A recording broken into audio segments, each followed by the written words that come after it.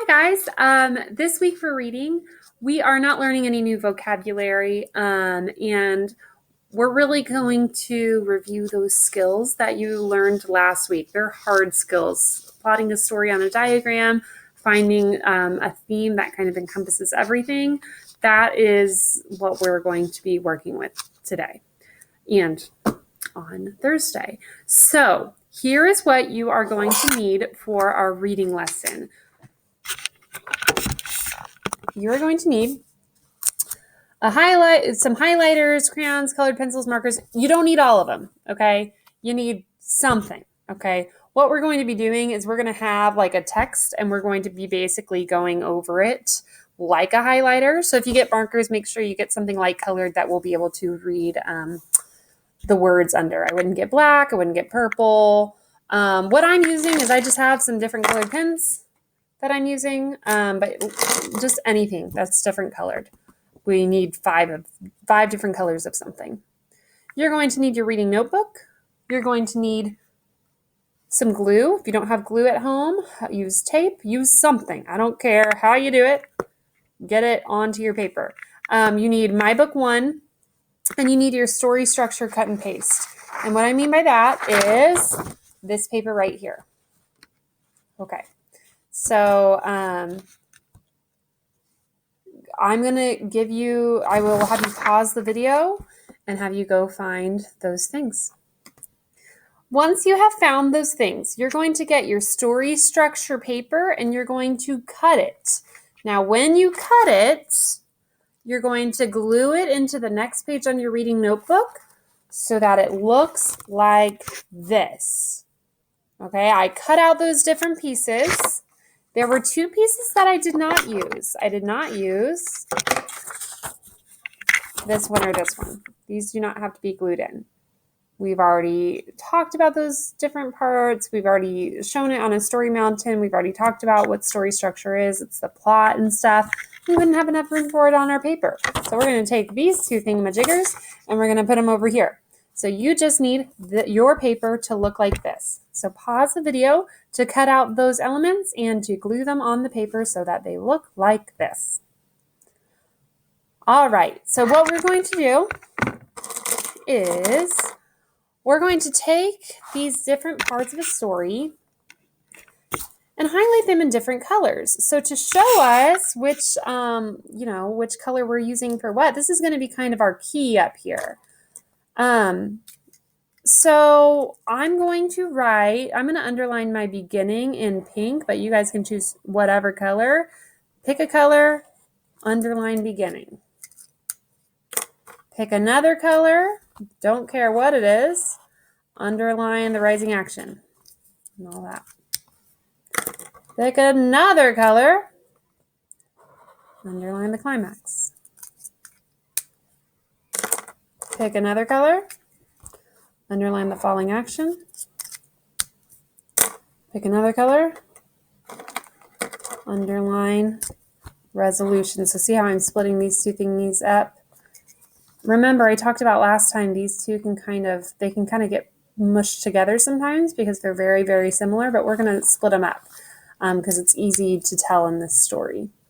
All right, so have those underlined in different colors. Now, before we get started with this, let's review the parts of a story mountain. We can call this a plot diagram. We can call it story structure. It's all the same thing. So remember, on a story mountain, we have the exposition and beginning. It's all the same thing. That's when they're introducing the characters. And this part can last for a while sometimes. Sometimes they get right to the next part, but sometimes introducing the characters can take a while. So that's the exposition and beginning. Now remember, in the beginning, they never list the characters. They never say, and the main character is going to be this one, and then the next person is going to be this one. They kind of incorporate the characters in a story. They let us get to know those characters just a little bit before they start going into the plot. That's the beginning there. Just like when we write down what the beginning or exposition of the story is, we never want to just list the characters. We want to put it into a sentence that kind of summarizes that beginning. So after they introduce the characters, they let us get to know them a little bit. That's when, boom, they introduce a problem that gets us climbing up the mountain. But in order for us to climb up the mountain, there's got to be some sort of a problem. Because again, remember, this mountain represents what our feelings are doing as we're reading the story. It's kind of, nothing much is happening. And then boom, our emotions start growing and they start growing and they start growing until we reach a super crazy point. And then everything kind of calms down and then we're back to, everything being cool again. The rising action is when that problem starts. The problem starts the rising action, and then we start climbing up. Okay? That climax is the next part, that point of it. Now remember, the rising action takes up most of the story. The climax happens towards the end. I know that it looks like on this mountain that the climax would happen in the middle of the story, but no. The climax happens at the end because all this is to get us to keep reading here. Got the rising action and the climax. Now the climax, that's when like a character changes. There's some sort of big change in that climax. It happens right before. It's like the most exciting moment in the story. There can be lots of exciting moments in a story, but it's the exciting moment in this story. And the climax happens right before the solution. There's a big moment and then things start getting fixed. Once things start getting fixed, that's when we start going down this mountain. We start kind of calming down a little bit. That's the falling action. So the problem is introduced here. The solution is introduced here. This is right before that, right before the solution. And then everything's kind of calming down. Everything's kind of calming down. Boom. This is the resolution. This is when, basically think of it as, and everyone lived happily ever after. That's what the resolution would be. That's the part where it's kind of like, yeah, everything's cool now. Those are those different parts. So if I had to show that on here,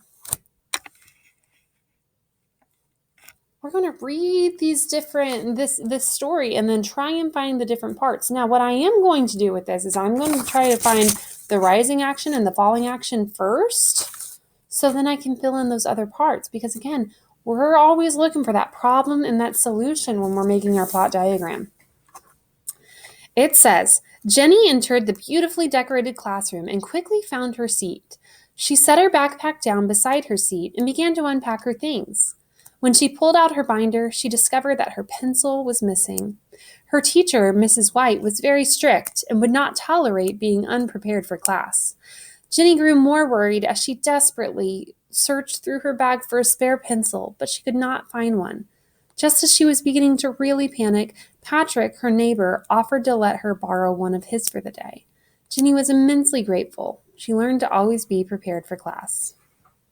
So, again, on this, the first thing that I'm going to look for is the problem and then the solution. So what that means is I'm going to look for my rising action first and then my falling action and then kind of fill in everything. So whatever color you use to underline your rising action, go ahead and grab that. For me, it was this little orange one. So let's figure out where the problem was.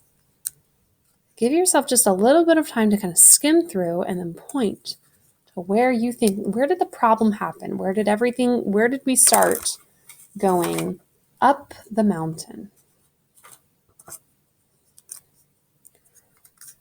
Hopefully, you are pointing to this sentence here. When she pulled out her binder, she discovered that her pencil was missing. Let's underline that. That's our problem. Now, what that means is that starts the rising action. That is not the only part of the rising action necessarily. It could be, but it's probably not. So I'm going to underline this for now, and then I might come back to this color in a bit. So I'm going to close it for now, and now I'm going to look for my solution. Remember, our solution is what starts the falling action. So I'm going to grab my color that I used for the falling action. For me, it was green, but pick whatever color you used. And let's look for the solution. Go ahead and point to it when you find it. The problem was her pencil was missing. What solved that? Hopefully, you're pointing to when Patrick, her neighbor, offered to let her borrow one of his for the day. Let's underline that. That's our solution.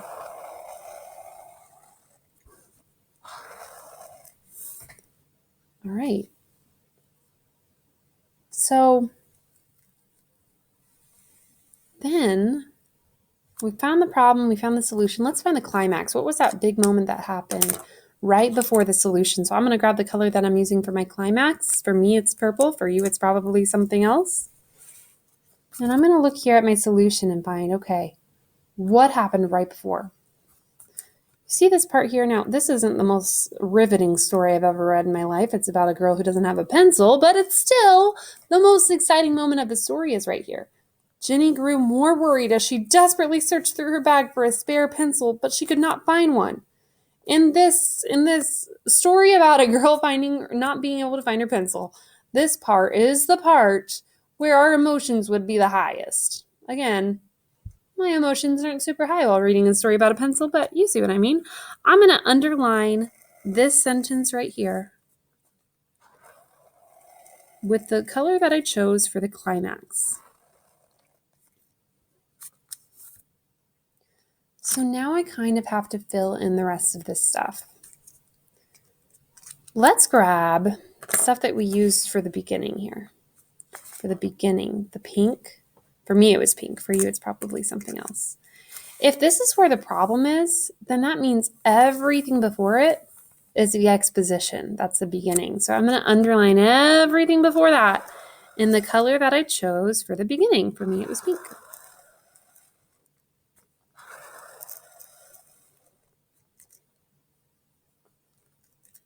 Okay. But then there's like this extra sentence here. We have the start of the rising action, the problem, then we have the climax. This part is the climax. Remember, the rising action can be multiple events. So that means that this sentence right here, this one that we haven't underlined yet, that's part of the rising action. That's part of when they're getting us prepared for that big moment. So let's grab whatever color that we used for the rising action, and let's continue it right here. That rising action is continuing.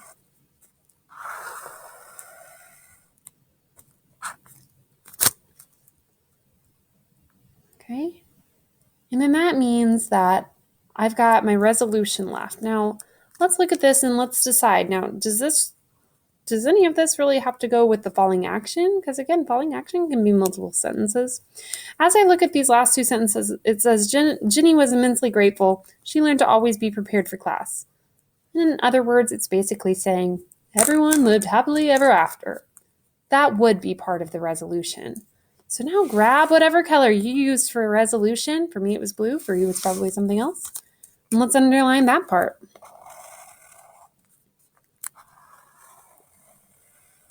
There we go. So we have just identified the 5 different parts of a story in this little one. We've got the beginning. We've got where the problem happened, and then a few things happen after. We've got our big moment.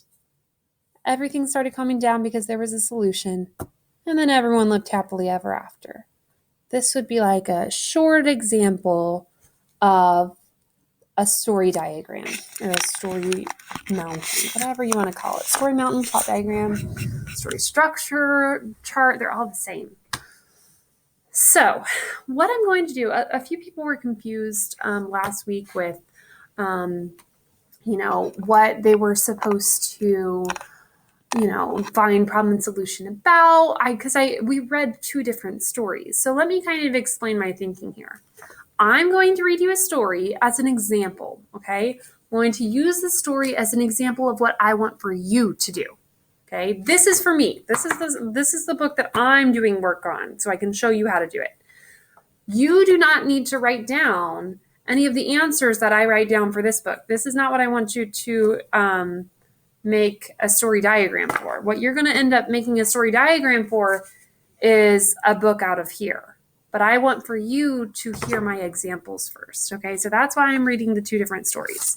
So I'm going to start by reading this book, Mistletoe.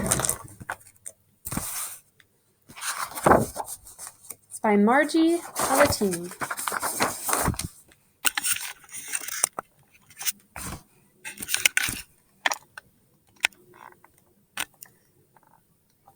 'Twas the season, and Moose was merry.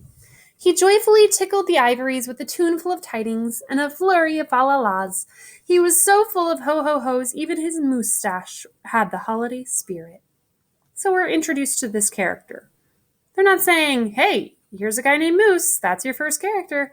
They're kind of incorporating it into a paragraph. Now it's probably going to tell us a little bit about who Moose is as a person, or a moose, I should say. But Moose was more than just a bit merry and bright. He was busy, busy, busy. There was a lot to be done on his list of to-dos. But with orderly organization, a bit of regimentation, lots of imagination, and just plain old Moose know-how, getting ready for the big day should have been simple, easy. Yes, in all probability, just perfectly perfect. He wasted not one merry minute. Moose got moving and put some hustle into the holiday bustle. He went to work. He wrote cards and letters till his hooves hurt. Check. He shopped till he dropped.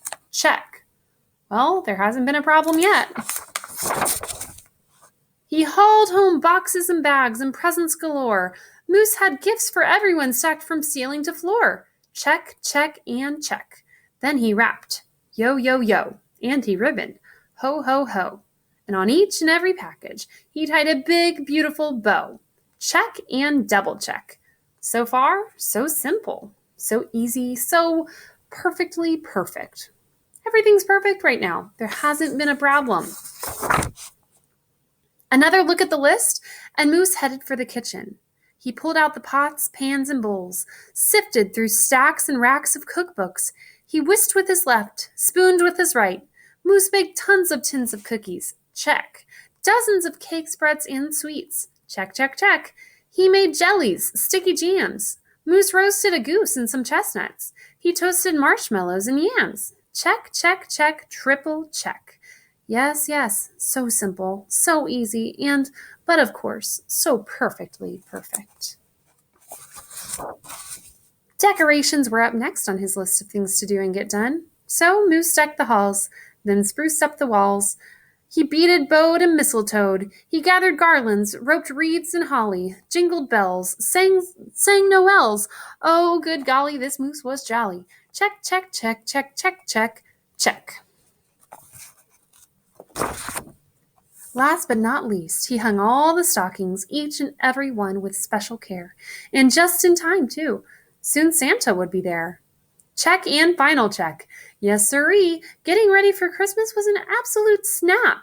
And so simple, so easy, and if he did say so himself, Moose thought totally, utterly, completely, perfectly perfect.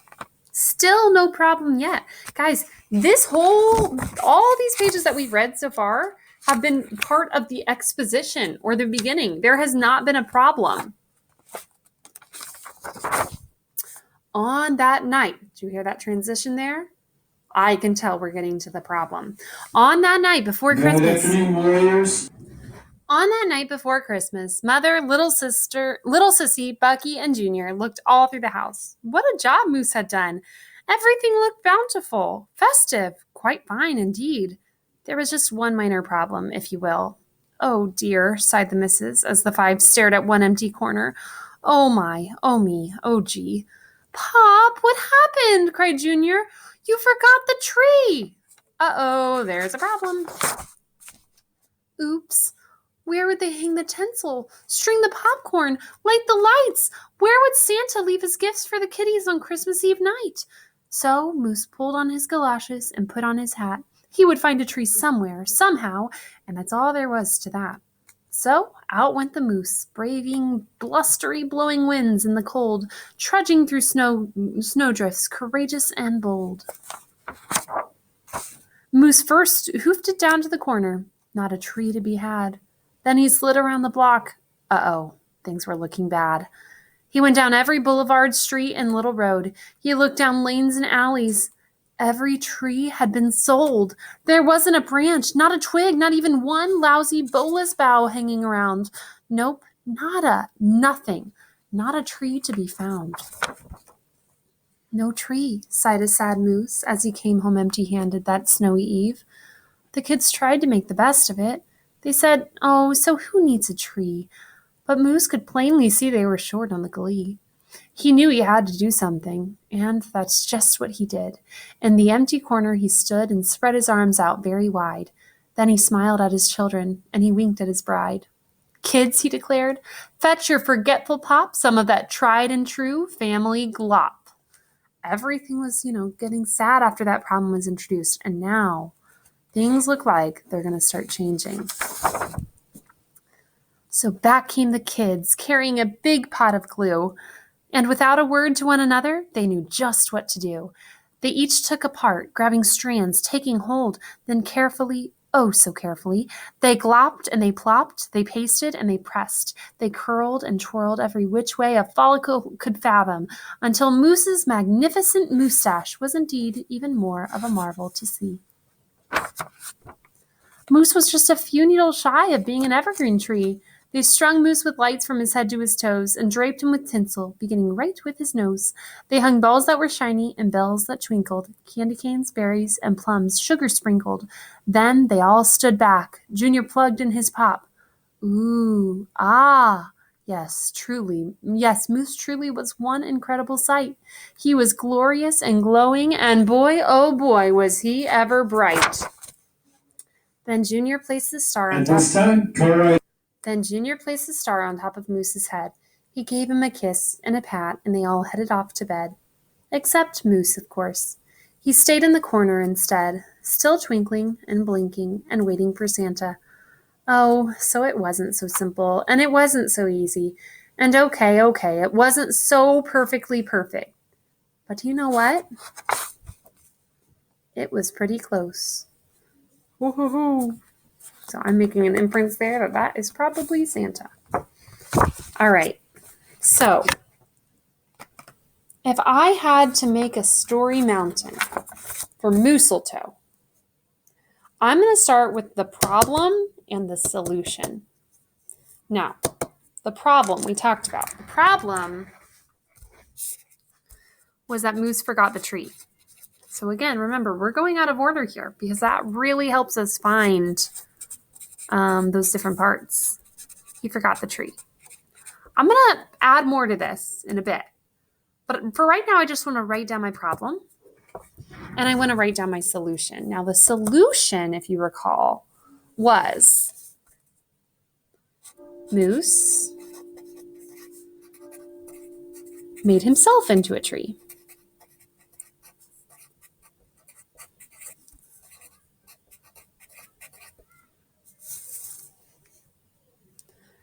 All right, so what happened right at that turning moment before he made himself into a tree? If I find that solution, here was where he was made into a tree.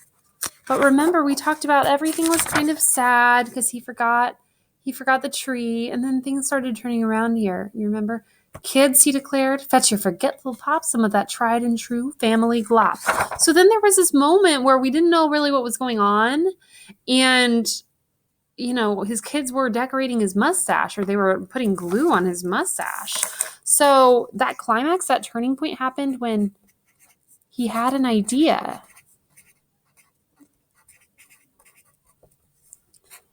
Moose told his kids to get the glue. That would be our climax. So this is not my whole story mountain, but for right now, I've got my problem, I've got my solution, and I've got what happened right before that. I filled in like some of it, but I still need to add some stuff here. So let's not forget about that. So he forgot the tree, and then eventually he had an idea, but there were a few other things that happened in our rising action. For example, one of those things was no trees were left. Notice how we're left. Notice how I'm putting these in complete sentences. One of the other things that happened in my own words was that his children were sad. You want to put this in your own words. This is like an example of summarizing. This is probably the best way to summarize a fiction story. So you just kind of want to put some different points that happen after that problem before the climax, because again, this takes up most of the story. So if you just had the problem, you'd be missing a lot there. All right, well, let's maybe fill in a little bit of the beginning. Before he forgot the tree, it just was kind of introducing Moose as Moose was getting ready for Christmas.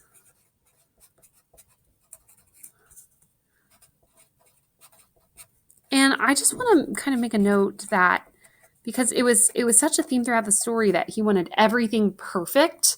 So I'm going to say he was getting ready for Christmas and wanted everything perfect. Because it kept on saying it was perfectly perfect.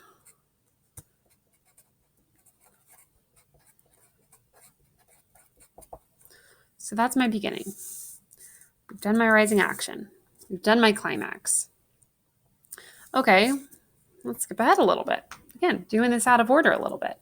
He made himself into a tree. Let's talk about this ending here. He made himself into a tree, and then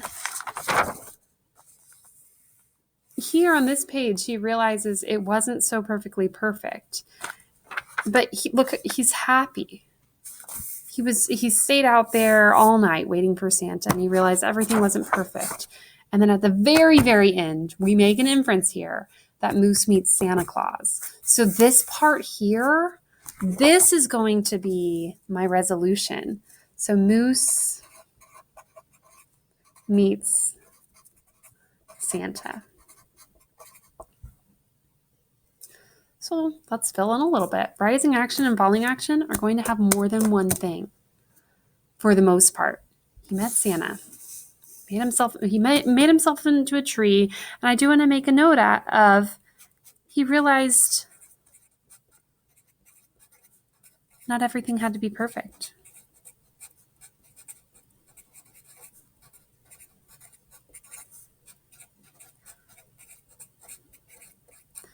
He realized not everything had to be perfect.